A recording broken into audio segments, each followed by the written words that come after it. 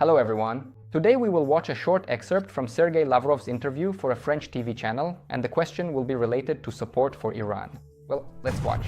US intelligence says that you are helping the Iranians identify targets, American bases. Is that true? And tell me, to what extent, how far will your support go? Is Russia supplying weapons to Iran at this moment as we speak? Yes or no, are you supplying them with weapons? Please tell us. You are a very capable journalist, because first you asked, is it true that we are helping Iran? And then, without waiting for my answer, you immediately asked, to what extent will this support go? This is exactly the kind of tactless format in which the hour-long interview took place. Lavrov, of course, has nerves of steel. President Putin has already commented, as has his press secretary Dmitry Peskov. They have both already addressed the topic that the media is now blowing out of proportion, namely that Russia is supplying intelligence data to Iran. And they said that we do indeed have very close relations with Iran, including an agreement on military technical cooperation. We have supplied certain types of military products to Iran, but we cannot agree with the accusations that we are helping Iran by providing intelligence data. You said intelligence data about the locations of American bases. Everyone knows the coordinates of American military bases in the region. This is not hidden, it's open information. And the fact that Iran is attacking these military bases does not personally surprise me. Yes, we noticed that our friends from the Gulf Cooperation Council, at a time when it was already clear that a war was being prepared, did everything they could to dissuade the United States from embarking on this adventure once again. And they clearly stated that they would not provide their airspace and would not allow the use of American military bases on their territory for an attack on Iran.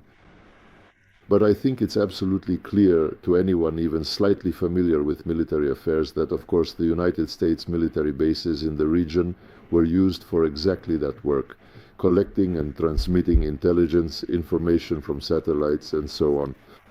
And the fact that these bases are now being subjected to periodic attacks, well, I repeat, this is a consequence of that reckless venture which was started without any justification. And it's no coincidence that the Americans, by the way, have evacuated their military personnel in large numbers from these bases. This also shows that they knew what would happen, and by starting the aggression, they set up and let down their Arab allies. Sergei Viktorovich, is this war in any way positive for Russia from an economic point of view? You can sell significantly more oil to the various countries located within this specific region. This is also related to the inflow of large sums into your budget. Perhaps this will allow you to deal with the deficit and finance the special military operation in Ukraine, won't it? As you are well aware, we never proactively initiate any specific actions of our own, with the deliberate intention of taking something away from someone else, or depriving others of their property. Furthermore, we never find any reason to rejoice when various conflicts and wars started by other people, or by other foreign states, lead to significant shifts and changes within the global markets, which results in much higher prices for essential energy resources and other types of goods that the Russian Federation currently exports to the world. We will always, no matter what the circumstances may be, continue to trade and foster strong economic partnerships with all those who show a genuine interest in doing so. We see the interest of the United States, They have stated this, they have official documents, I believe, or statements from officials saying that they will strive for dominance in global energy markets. Venezuela is a direct example. There they talked about the need to remove the regime of drug traffickers. In the end, it all resulted in the United States taking control of Venezuela's oil industry. Today, by the way, during his speech, Donald Trump stated that the Crown Prince of Saudi Arabia should kiss his ass.